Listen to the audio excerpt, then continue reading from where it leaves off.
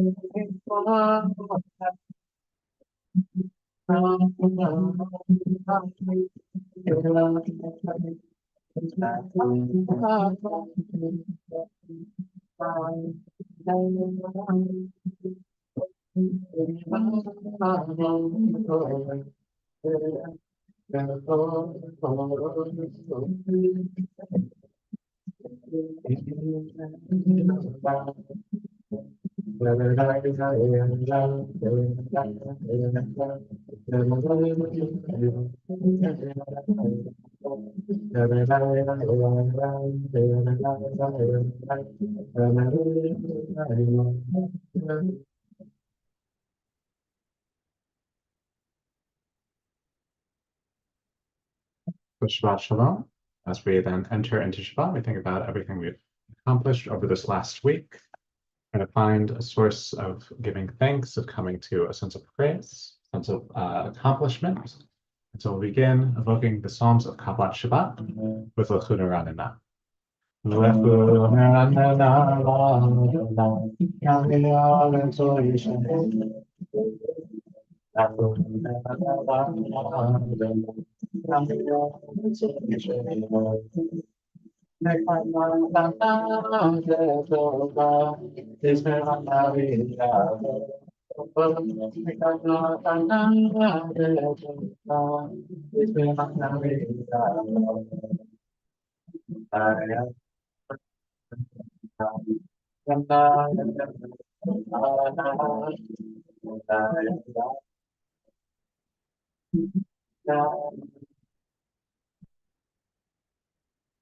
Next, we'll continue with Or Zavua La Tzadik.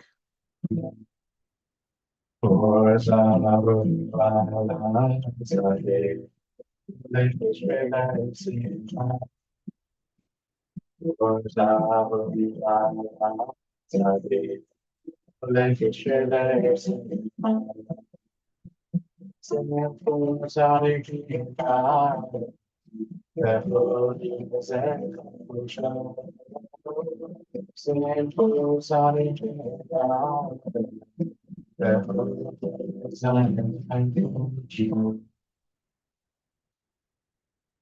So next, we'll continue with Psalm 29 as we then think about reaching the end of our week, sometimes with a little bit of chaos that can come with that. So we'll continue with Psalm 29.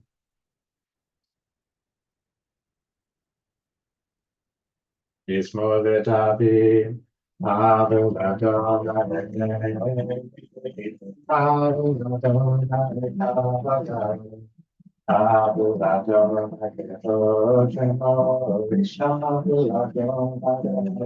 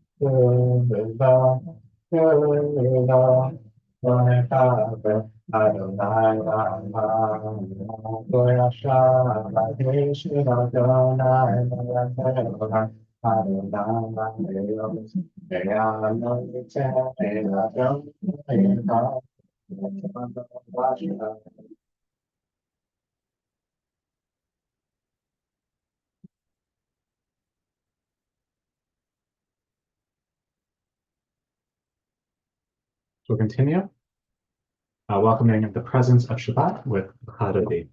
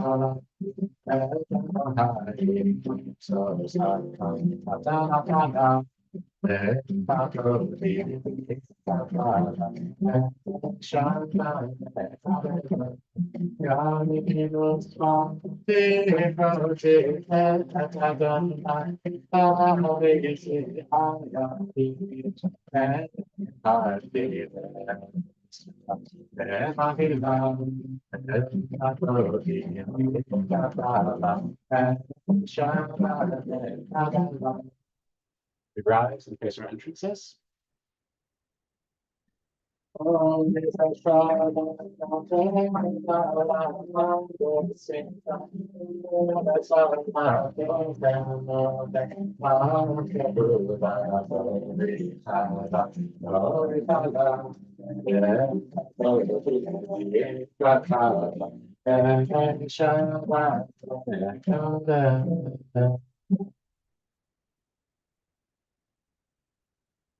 So maybe seated, we'll continue with Shalom Ra, our prayer for peace.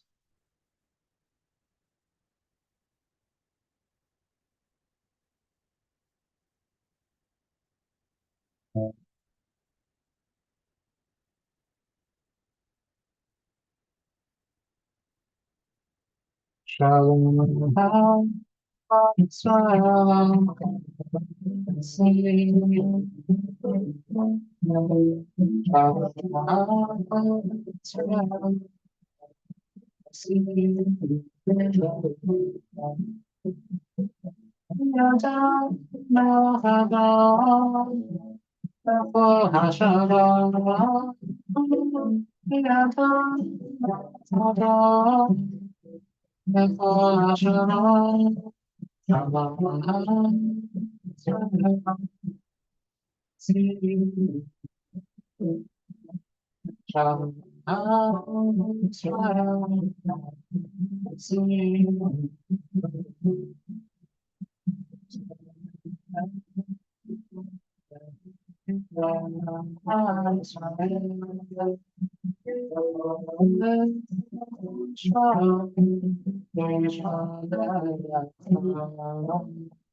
Shalom Hava Israel, Hasid. Shalom Hava Israel, Hasid.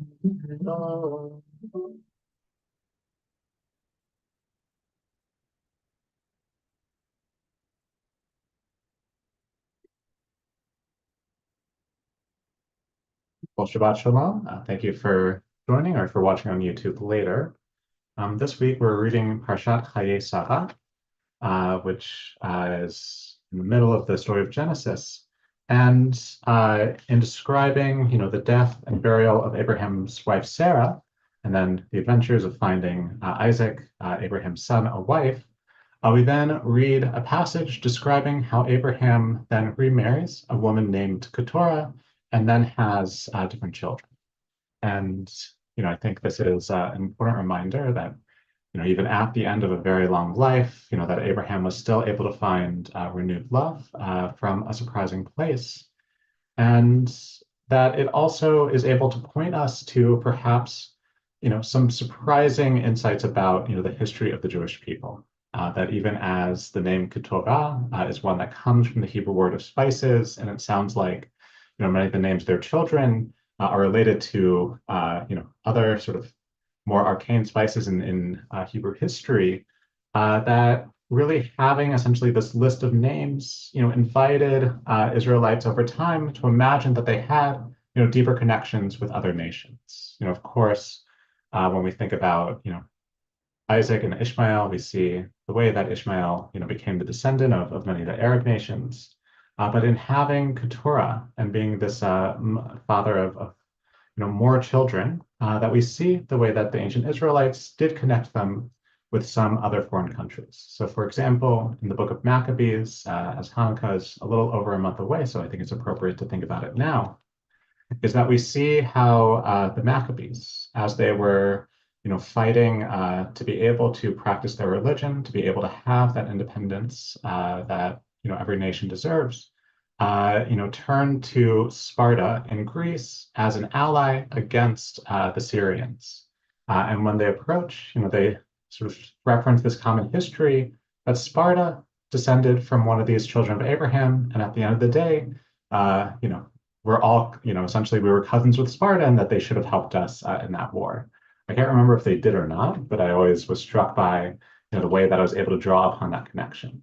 And so I think this does invite us to think about, what are then the family ties that are able to really draw us together, recognizing that, of course, there's going to be some family relationships that, because of the closeness, end up becoming even more acrimonious when a fight happens.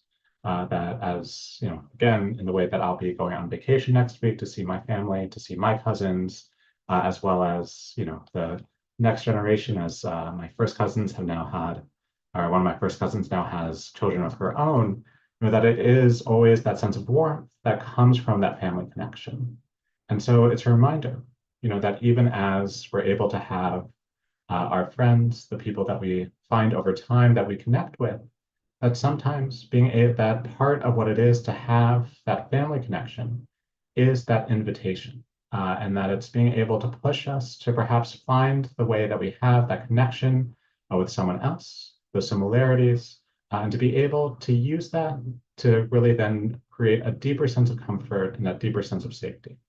And so I'm looking forward to being able to spend time with my family as we then read the story this week that perhaps expands who we're able to consider as being part of that, Abrahamic family within our history.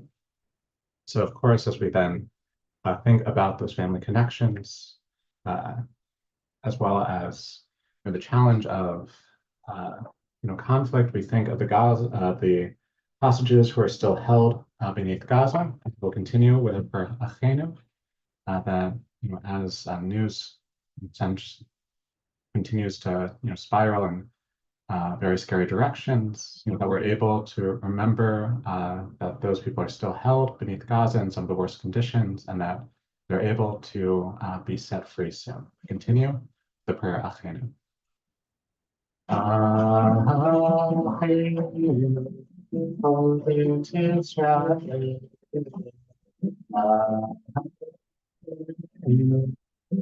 They describe it's all that it's all about she young long been there by now there by now from a God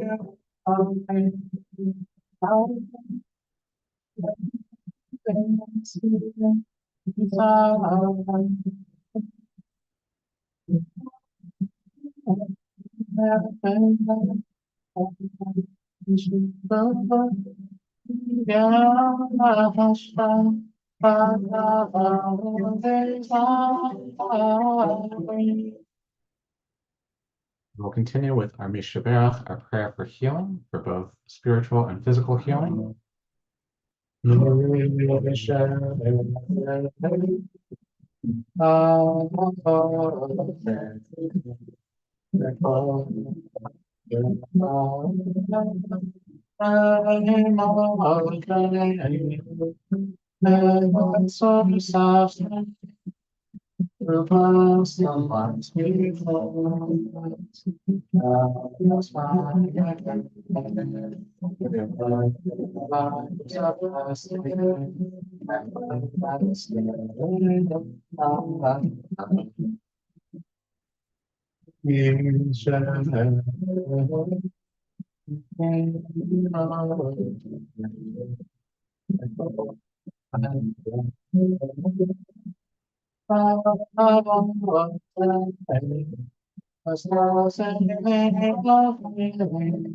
With her through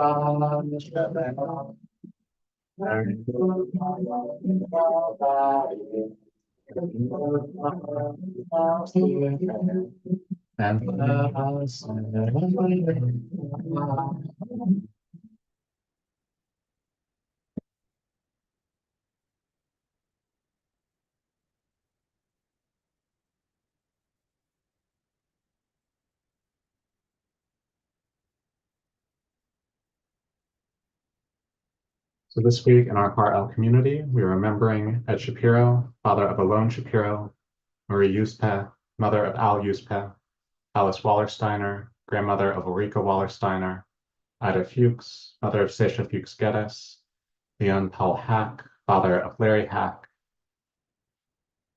Sarah Reitzik, mother of Monty Reitzik, and grandmother of Rafi Reitzik and Jerome Marburg, Lila Mashal, mother of Monica Mashal, Asna Woolman, mother of Stephen Kay, and Alexandra Budlovsky, mother of Sasha Budlovsky, and Harry Hasman, father of Les Hasman.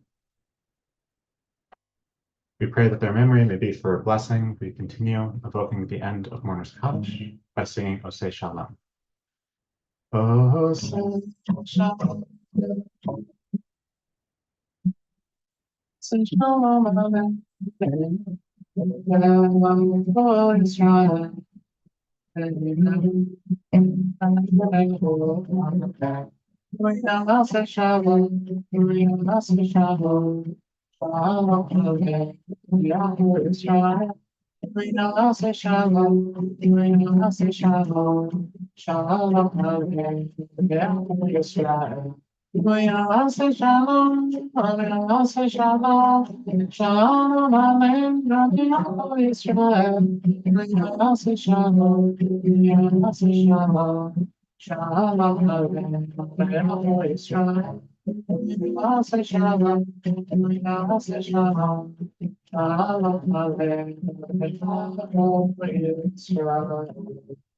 Amen.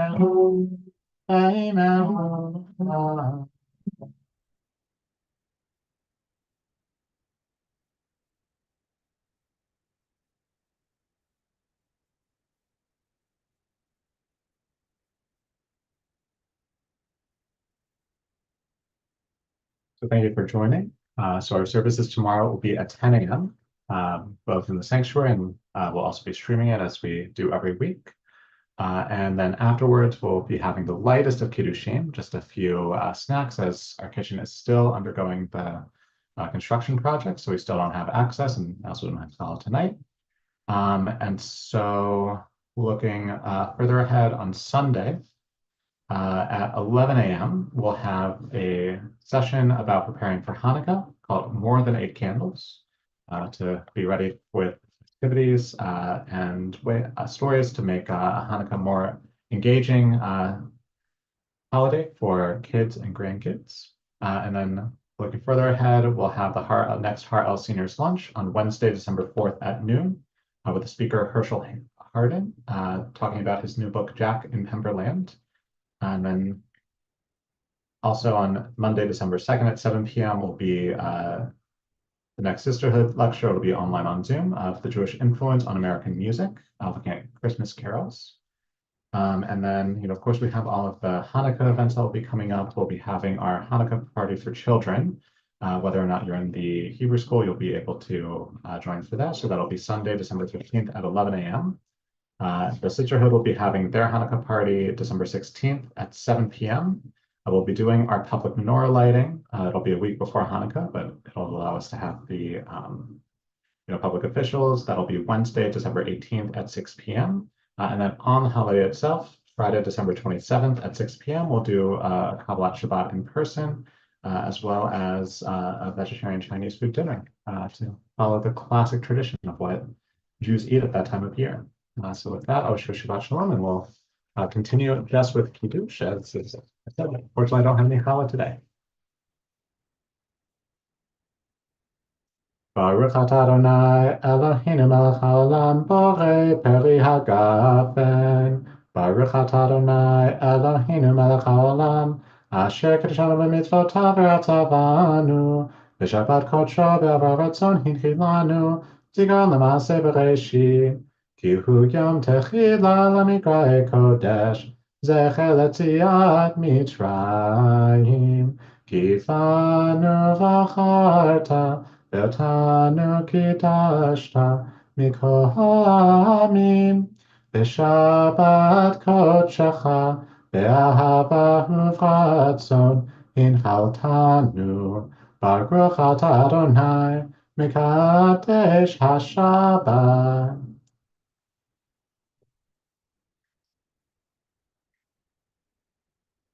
So I'll end the live stream and unmute the Zoom room here.